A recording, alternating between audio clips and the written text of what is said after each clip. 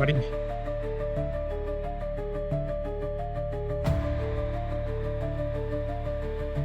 How am I sounding out there?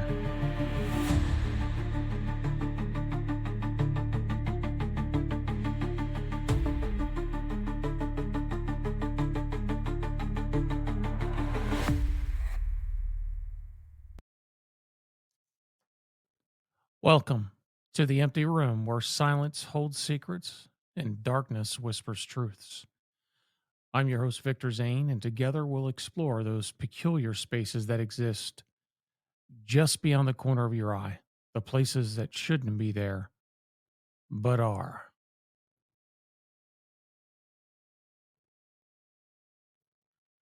Every other week, we venture into abandoned halls, forgotten rooms, and spaces that exist in that unsettling realm between here and nowhere. We'll investigate the stories of those who've encountered something in nothing, who've heard voices in silence, and who've seen shadows move in empty corners. Whether you're a skeptic seeking answers or a believer searching for validation, the empty room invites you to step through the doorway with us. But remember, sometimes the most terrifying thing isn't what you find in an empty room, it's what finds you.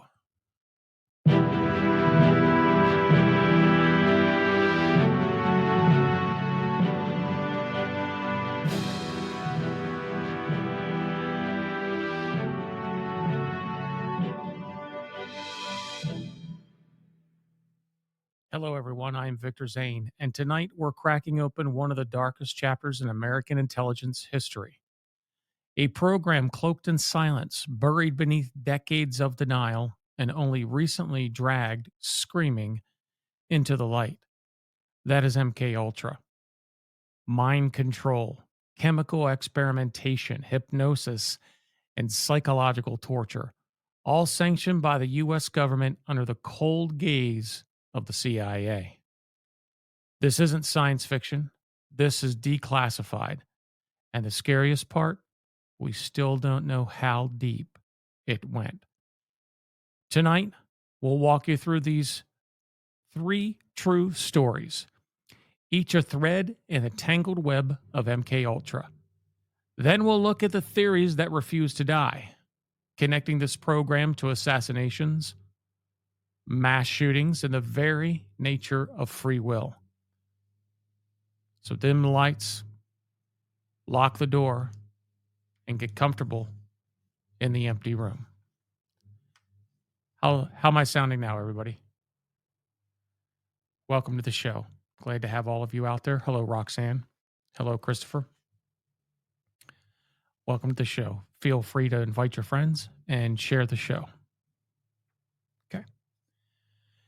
In the early 1950s, the Cold War was heating up, and paranoia ran deep inside the walls of American intelligence. The CIA believed that the Soviets, the Chinese, and even the North Koreans were developing mind control techniques using drugs, hypnosis, and psychological torture to break the will of prisoners and turn people into living weapons. Living weapons. Now, for those of you who don't know, the Cold War was in the 1980s, the 70s, and 80s. Actually, went from the 50s to the mid 80s, and the fall of the Berlin Wall was a signification that that was the end of the Cold War. The U.S. didn't want to fall behind in these mind control techniques. So in 1953, under CIA Director Allen Dulles, MK Ultra was born. Authorized in secret and funded through a maze of front organizations, it quickly became one of the most controversial and ethically bankrupt programs in American history. Under the guidance of Dr. Sidney Gottlieb, nicknamed the Black Sorcerer by his colleagues, MK Ultra conducted over 150 sub-projects in universities, prisons, hospitals, and even public spaces. They experimented with LSD, mescaline, barbiturates, electroshock therapy, sensory deprivation, hypnosis, and more. Subjects often had no idea they were a part of an experiment. Students were dosed without consent. Prisoners were promised reduced sentences for participating in tests that shattered their minds. Psychiatric patients were used as guinea pigs. Even CIA employees were secretly drugged just to see what would happen. The goal? Create truth serums, implant false memories, control behavior, or, at its darkest core, build a programmable assassin.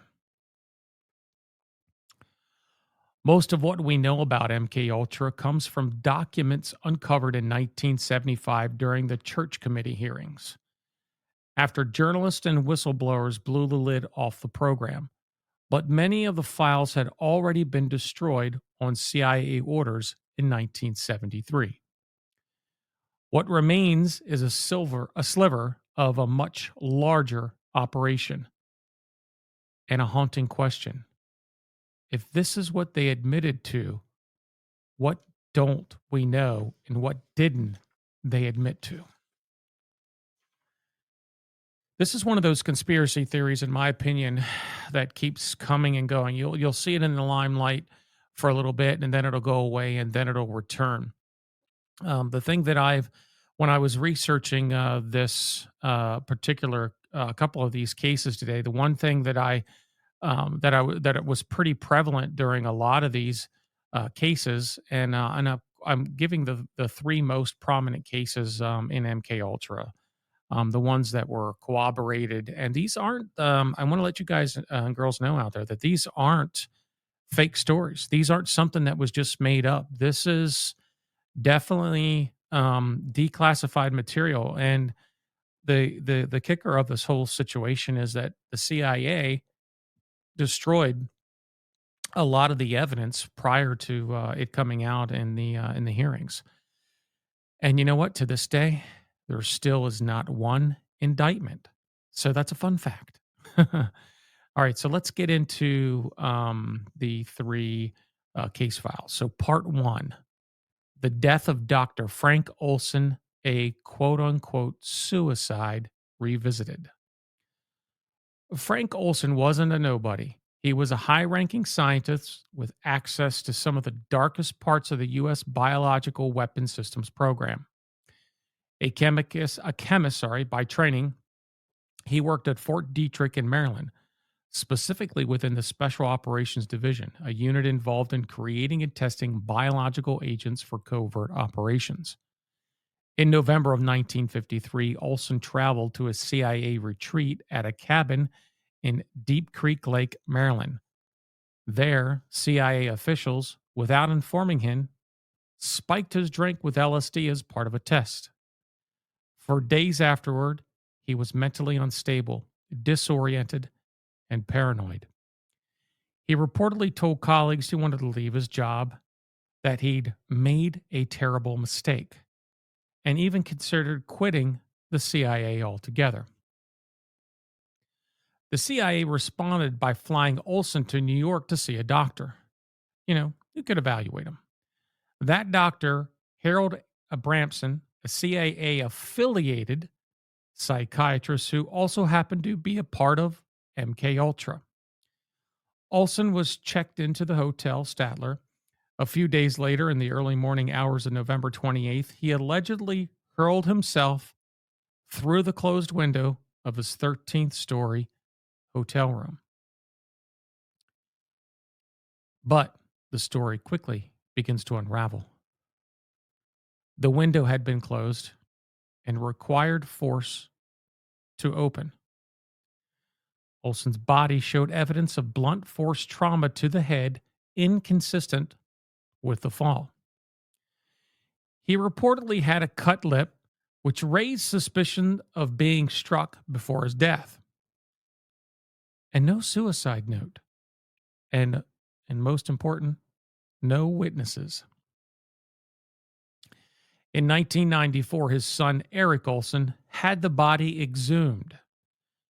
The forensic pathologist, Dr. James Stars, concluded the injuries were consistent with homicide. Eric believes his father was silenced, possibly because he knew too much about CIA experiments on civilians, including lethal operations involving anthrax and biological weapons used in Korea and Vietnam. A White House apology came in 1975. Money was paid to the family, but no investigation led to any criminal charges. The real question remains: was Olson a whistleblower or a man the CIA could no longer trust to stay quiet? What do you guys think about that? What are your thoughts in chat? Tell me. Hey, Barbara, nice to see you. Hey, Sen, nice to see you as well. Chat's filling up quite nice. That particular case struck me very odd because one thing that it made me look at that, you hear about all these, clandestine espionage type black ops, black dark ops, whatever you want to call it, entities or departments within our own government that even our president doesn't have privy to. And this has happened to be one of them at the time. And the power behind these people. Now, this gentleman here, this Frank Olson, he had a very high level security clearance, probably one of the highest in the country. He worked on some of the most secretive weapon systems programs the military had to offer. The minute he gave him, or the minute they gave him LSD, perhaps that LSD woke him up. Perhaps that LSD showed him another part of himself that he didn't like. My personal opinion, from those that from the research that I've done on LSD and from some people that I've talked to who have taken it in their past, they have told me that it shows you things that you wouldn't normally be able to tap into within your own mind.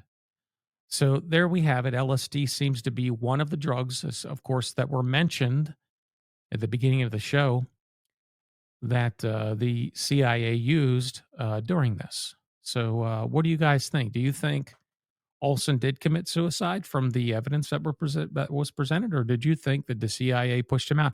And if so, what are your theories behind that? Why? You think maybe that he just opened up his mind one day and said, "You know what? I've had enough of this. I'm in charge of a biological weapons program. That we possibly poured anthrax on people in the Korean War and then later on in the Vietnam War."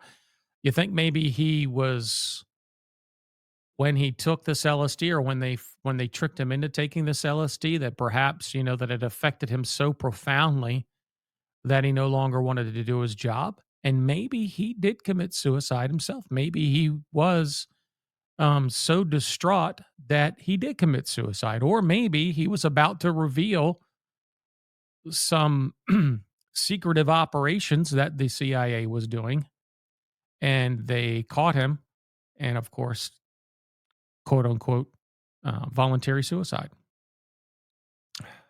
Or Roxanne said, maybe the LSD and he couldn't live with himself. Yeah, it could be.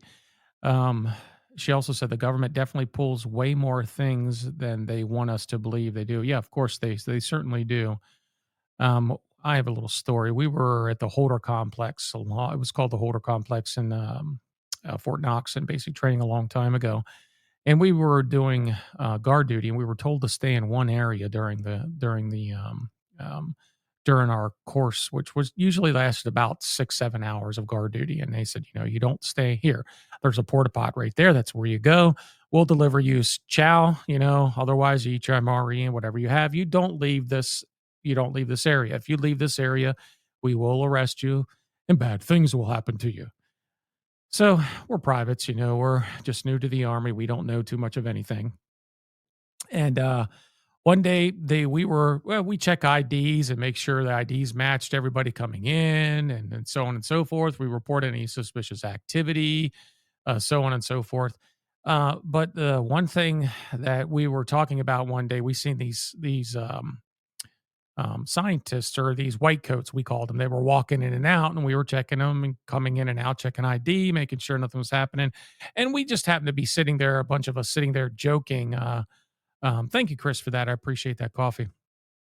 We were just sitting there joking one evening, and we were like, "Oh, what do they got? UFOs in there, or what do they got? You know, they got laser guns." And we were just going off, kind of joking about Star Trek and stuff like that. And it so happens that one of the people, one of the white coats, turned around and said, "Listen here, son, we got shit in there that makes Star Trek look like Toys R Us." And he was dead serious. Turned around and walked away from us. Now I don't know if he was screwing with us. I don't know if he was just messing with us, but it scared the crap out of us, and it kind of shut us up the rest of the evening. So it was quite interesting. And we didn't see the funny thing was, now he could have came through on other guard shifts that I wasn't privy to, but he did. We did not see him, at least on our guard shift, for the rest of the time that we were there, or that we provided a guard shift, on the three of us. So that was kind of interesting. But the guy looked dead serious and looked dead in our eyes and said it with all seriousness. And it kind of made us take a step back and kind of look at each other, going, "Is this dude freaking serious?" So really weird, really, really weird for sure. So, all right, the next case file: Operation Midnight Climax, brothels, LSD, and surveillance. No, this isn't the this isn't the play on words. It's definitely an operation. Okay, think of the weirdest Cold War spy movie you've ever seen. Now imagine it was real and more disturbing than anything Hollywood could dream up. Operation Midnight Climax was a subproject of MK Ultra launched in 1954. It was led by George Hunter White, a federal narcotics officer and former OSS agent. The mission: to create CIA operated safe houses disguised as brothels in San Francisco and New York City. These were fully functional trap layers. Sex workers were hired and instructed to bring clients, usually drifters, addicts, or men deemed quote unquote expendable, to these locations. Once inside, the men were dosed with LSD and other psychoactive drugs. Mescaline was another. The rooms were rigged with two-way mirrors and hidden cameras. The CIA agents sat behind glass, drinking martinis, watching the victims trip into terror, confusion, and suggestibility. One agent said later, it was like watching a guinea pig with a grenade in its mouth. The experiments had no scientific oversight. White's personal diary, later uncovered, included lines like, "I toiled wholeheartedly in the vineyards because it was fun, fun, fun. Where else could a red blooded American boy lie, kill, cheat, steal, rape, and pillage with the sanction and blessing of the All Highest?" Wow.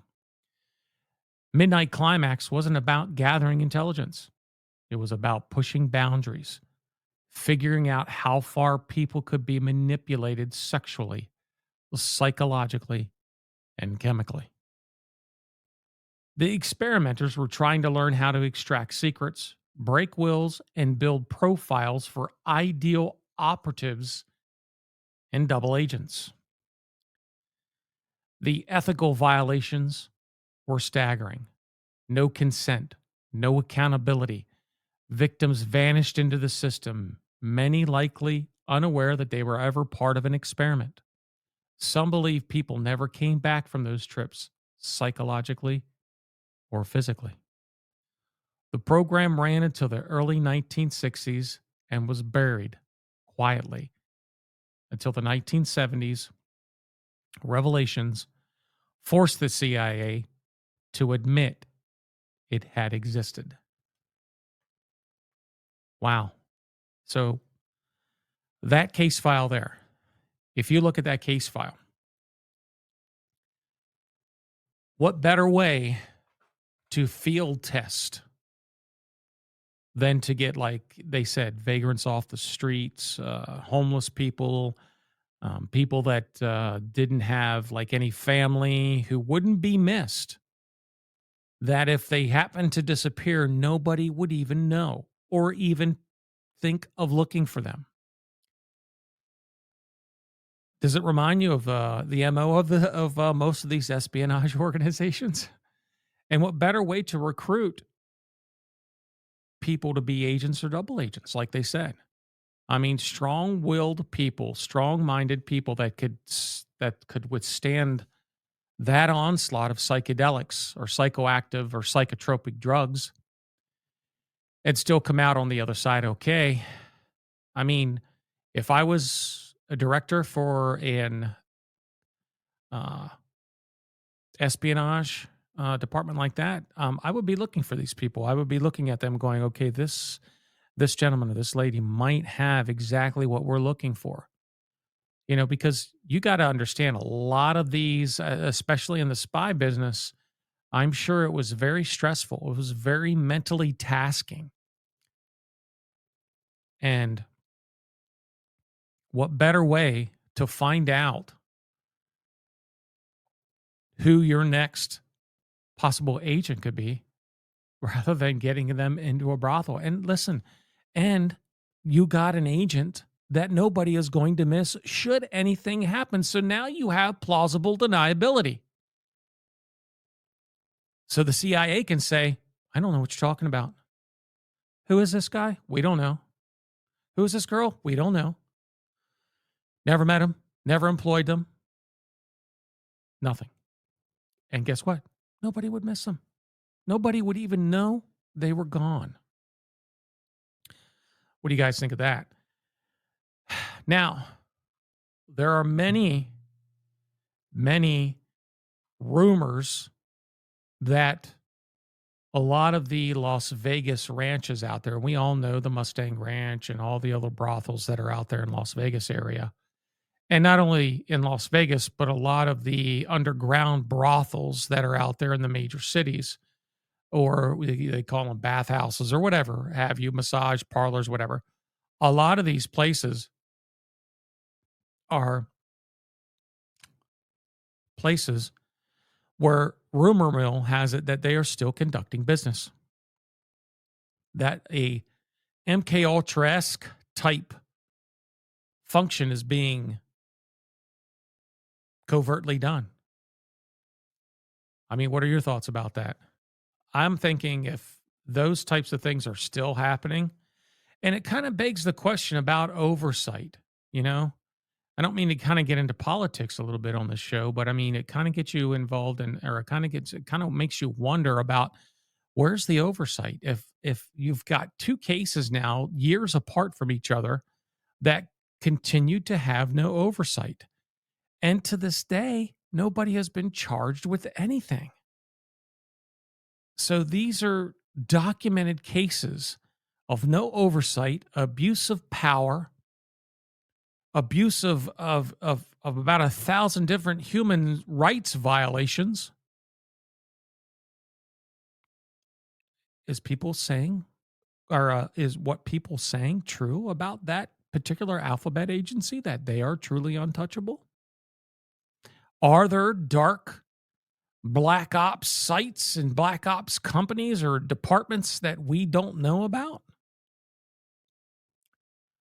I don't know. Maybe that's another show for another day. All right. This probably won't go an hour today, but we'll probably get 40, 45 minutes out of the show. Okay. So let's get on to case number 3. Candy Jones, the beauty queen spy.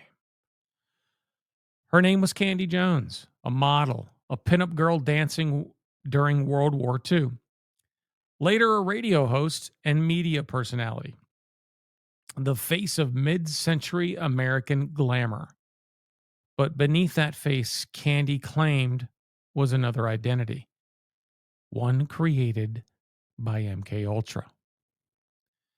Her story came out in the 1970s when she and her husband, Long John Nebel, there's a name, began doing live hypnosis sessions on their late night radio show in New York. During these sessions, Candy claimed to recover deeply buried memories of a second identity named Arlene Grant. According to Candy, Arlene was a conditioned alternative persona created by a military connected psychiatrist during her USO tours in the 1940s. Under hypnosis, Arlene had been trained to follow commands without question, carry messages, and undergo pain without protest. The sessions unearthed memories of electroshock treatments, covert travel, and being used as a courier between intelligence operatives.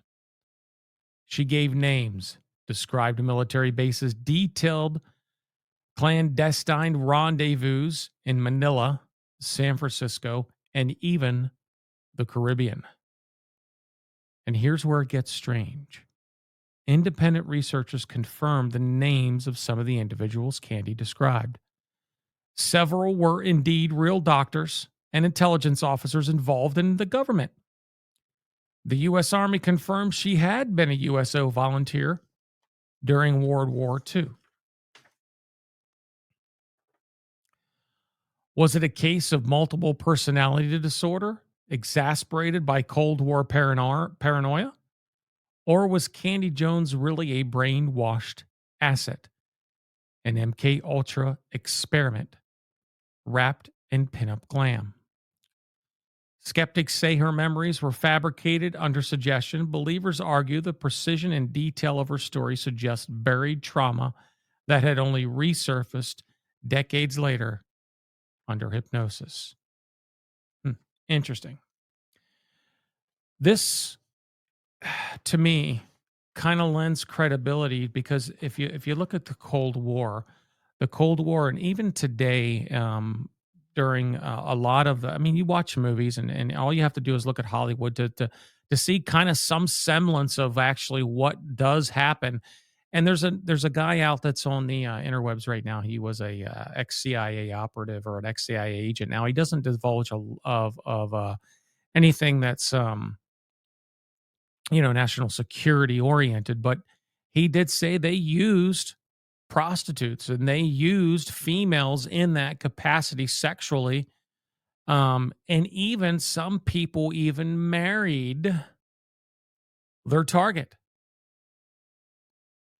I mean, that lends to some of the credibility in that. I mean, all you have to do is go back and look throughout history. You can see that a lot of females, a lot of women were utilized in that capacity as a spy. It happened during all the ancient times, happened during most of the wars. And here we are after World War II doing it again, but doing it in a espionage type capacity. So what do you think about Candy? Do you think maybe that she was, you think she was a sleeper agent? And that's funny because that word sleeper agent came up many times during my research.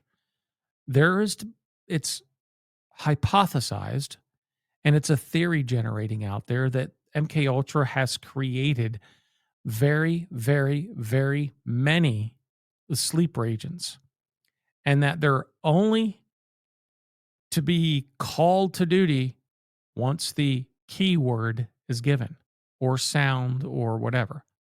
That could be from a piece of mail that they read. That's could be a word coming over the internet. It could be a word coming over the radio, or it could be a sound.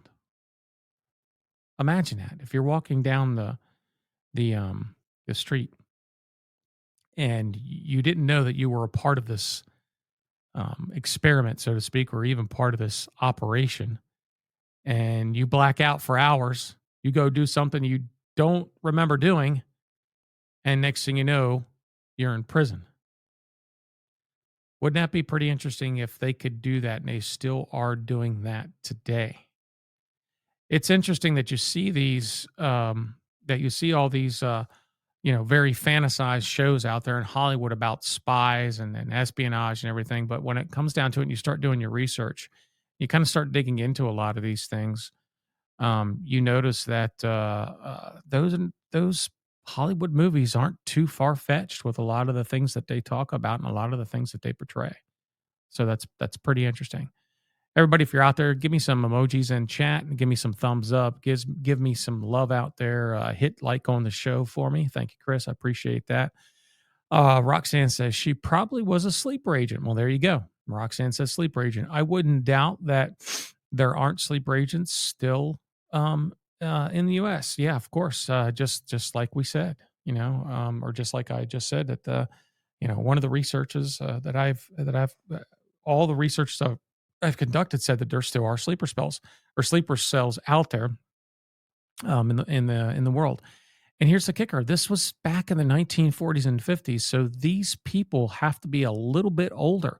Of course, they could have launched another program, which we might talk about here in the near future, to emulate MK Ultra, but on a more broader spectrum. Cell phones, yes, you heard me right. Cell phones are claimed, and one of the theories behind cell phone usage is, of course, not only do we know that they track everything and it's a listening device, but also one of the theories is that during your sleep, if you have your cell phone by you, that they are able to transmit through your cell phones and implant thoughts and suggestions into your mind. That's an MK Ultra type form of manipulation, of psychotic manipulation or psychiatric manipulation.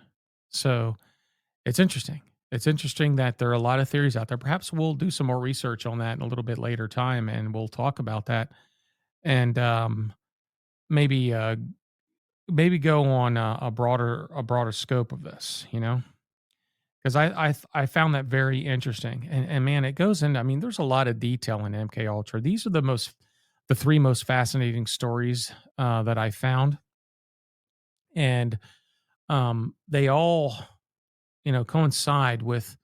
Of course, the last one wasn't a very hardcore documented case. It was more of a popular case, but the other two were documented. Again, thanks, Chris, for the beer. I appreciate it. Salutes to you, my man. Uh, they were they were documented cases that the CIA later admitted to doing. So that's interesting. That's very interesting. We know today that many espionage groups, to include China, to include North Korea, one of the biggest things that they utilize now in their intelligence gathering is brothels and massage parlors. Yes, you heard it, massage parlors. I remember one that used to be called the Hitching Post outside of Fort Stewart. I'm not sure if it was there or not. That was rumored at one time to be a North Korean spy, or there was a North Korean spy that came in there, and I think they closed it down a long time ago. I'm not sure. I never visited it, but I heard about it, and I think it was closed down before my time. But it was interesting to see that this was outside a military base. So espionage is a very bold thing. It's a very bold concept. And what better way to control your agents or to maybe manipulate your agents and what better way other than to control their mind? So here are some theories. And now I want you to understand one thing about the theories. Okay. These theories are ones that I researched that I thought would have been prevalent for the show. Okay. And I thought it would probably be a good addition to the show to kind of discuss or even talk about. And one thing that I understood about these was that These are probably the most mainstream of the theories in regards to MK Ultra. At least that's what I've gathered from the research that I've done. So here we go. Theories and echoes. What MK Ultra left behind. So MK Ultra was officially terminated in 1973, of course, as you know, but many files were destroyed on CAA orders.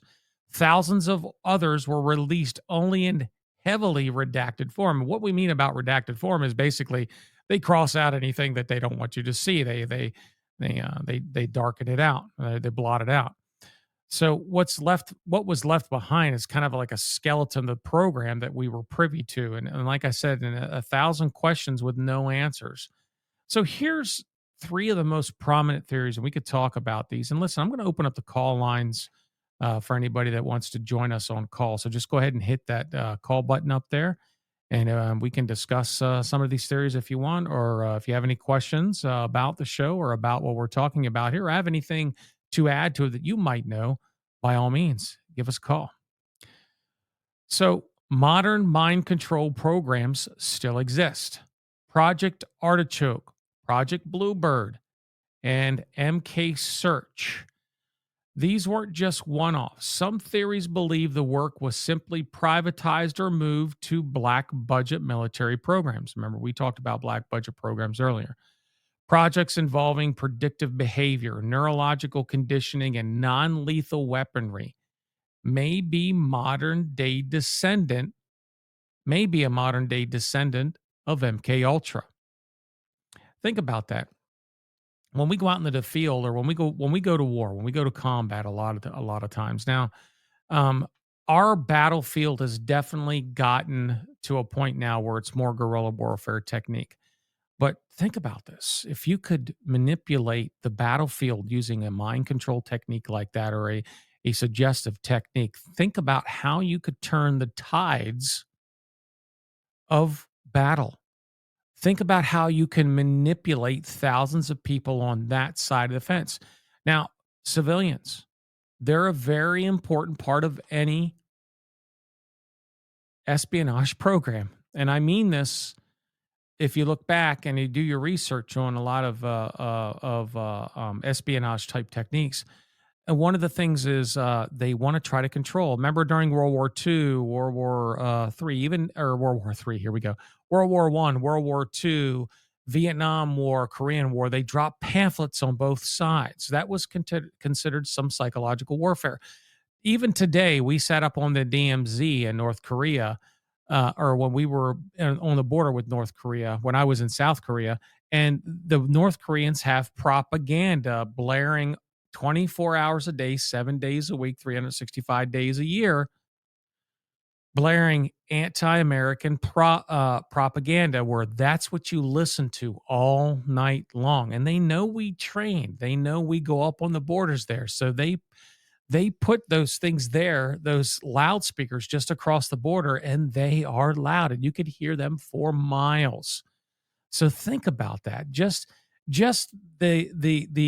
the bombardment of speakers and loudspeakers all night long. Say you do 1 week of training on the border, which was basically what we did, 1 or 2 weeks on the border, and then we would go south and train for a month. But anyhow, think about that: 7 days a week, 24 hours a day. You're sitting there and you're getting bombarded with this Yankee go home. North Korea does this. You know, you guys are worthless. They're just telling you what to do. You don't want to fight us because we have a bigger army than you. And then there would be all kind of different shows that would come on, and that would be anti-propaganda, anti-American, and then they would try to plant things in your head like, are they telling you the truth? You know your government's not telling you the truth, and so on and so forth. And you get bombarded for weeks on end, days on end after that. That kind of wears you down mentally. That kind of wears you down physically as well, believe it or not, because if you can't sleep at night because you're listening to all of this, and listen, we were right on the border. We weren't going anywhere. We weren't going to go like 10, 15 miles down the road to go to sleep. We were sleeping right there on the border. And you heard that stuff. And you hear that day after day after day after day trying to sleep through that. Not only that, When you sleep, it's still playing and it gets into your subconscious mind while you are sleeping. I used to have dreams all the time when we were up on the border there. Everybody had dreams, different dreams about North Korea and about war and battle because they were psychologically beating you down every step of the way. And that's pretty interesting because the leaflets that are dropped during wars, when people lift up the leaflets and read it, there's psychological warfare on both sides of the fence on that. Not only that, nowadays, the type of psychological warfare that's being used, and maybe that'll be another show that we can talk about at a later date, far supersedes anything MK Ultra could ever produce. So let's talk about theory number 2. MK Ultra operatives committed assassinations. So there was this dude called Sirhan Sirhan. He's the guy who killed RFK. He claims he was hypnotized. He claimed he had no memory of the event. Investigators found notebooks filled with automatic writing suggesting programmed behavior. Now, I didn't want to kind of say this because this is definitely something that we'll talk about later on, and probably another show we'll talk about. It's called the Manchurian theory. But if he became one of those Manchurian candidates? That's what they called him back in the day. Could he have became one of those? Was he? I mean, and again, hypnosis again is one of those things that our alphabet agencies, well, not only us, many world alphabet agencies use, you know. Hypnosis is a big thing. Now they use hypnosis everywhere you look because it's supposed to work.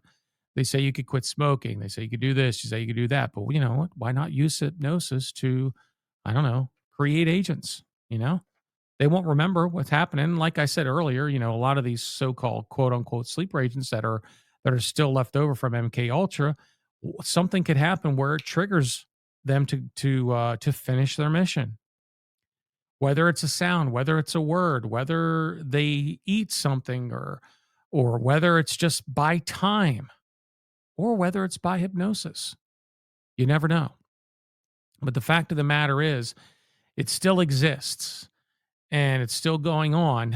And it's definitely something to think about. Hello, Viking King. Nice to see you. And Angel Bear, nice to see you as well. Welcome into the program. We got about a few minutes left. We're going to discuss our last theory and then close the show out.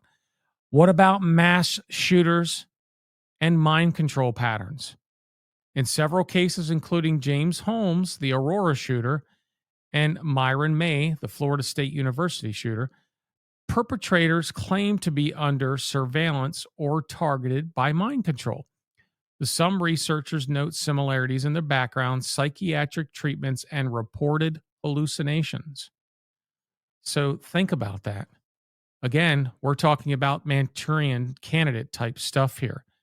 A lot of these mass shooters, I mean, look at their backgrounds. Look at the conspiracies, especially. I mean, all we have to do is look at the attempt on Trump and the background information on all of those gentlemen that tried to. I would use that word very loosely, of course. Look at the backgrounds and where they come and where they came from, where they were involved in. And one of the guys was even involved in a contracting company that worked directly for the CIA. So think about that. Now, it could be just the CIA utilizing those younger generation, because you got to understand, when you're young, you're the younger generation, 18, 19, 20, you want to make a mark in the world. You're just getting out there. You're very susceptible to these types of persuasions.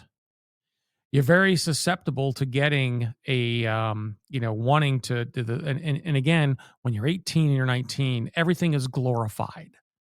Everything is exciting. Everything is new. You're going out in the world. And what better way to make your mark but to be an important part of an organization or a company like the CIA?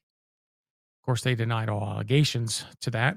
And nothing was ever filed. Nothing was ever found out. If I was president and I got elected president and I found out that somebody was trying to kill me, I would be looking into that. So I'm not sure why that wouldn't be like number one on anything. And again, I'm not trying to get political in this show, but It just goes to show you, it goes back to this whole MK Ultra, how that spearheaded all of these current operations here, not only in the United States, but worldwide.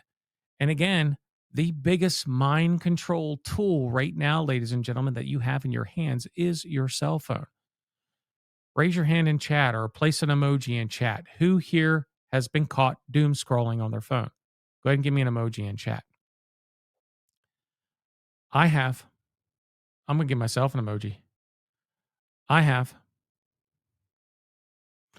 Doom scrolling is a form of mind control manipulation.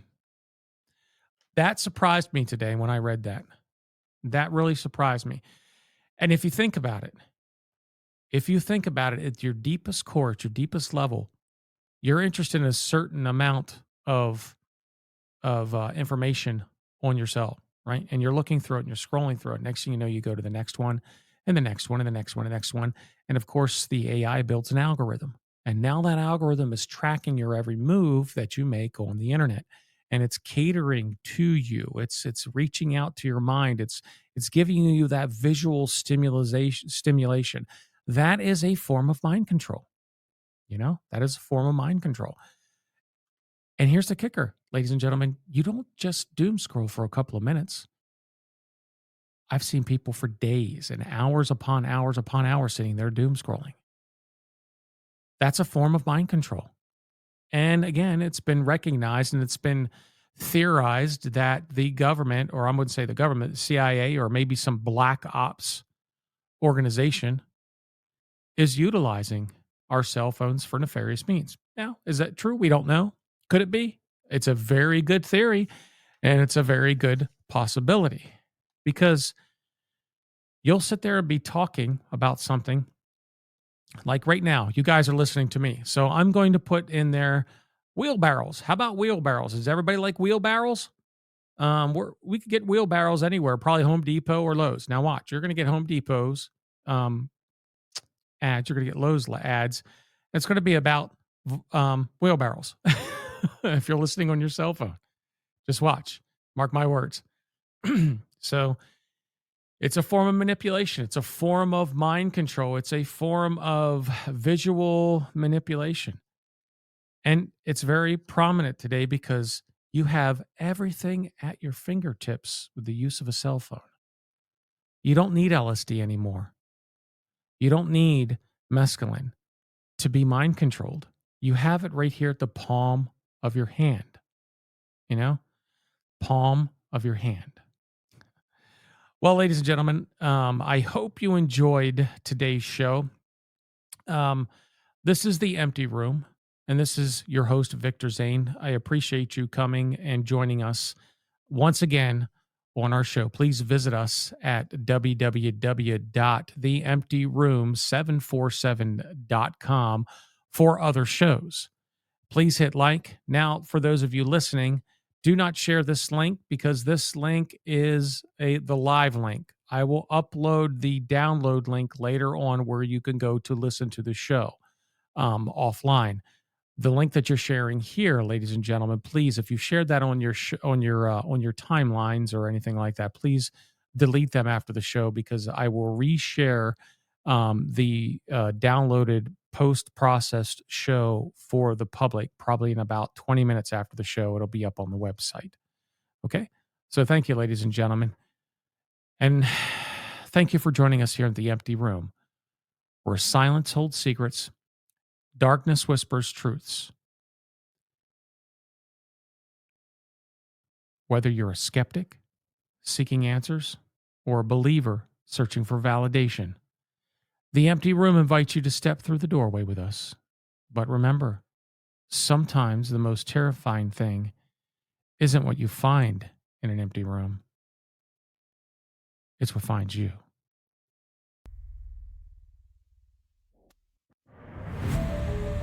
Thank you, everybody. Have a nice evening.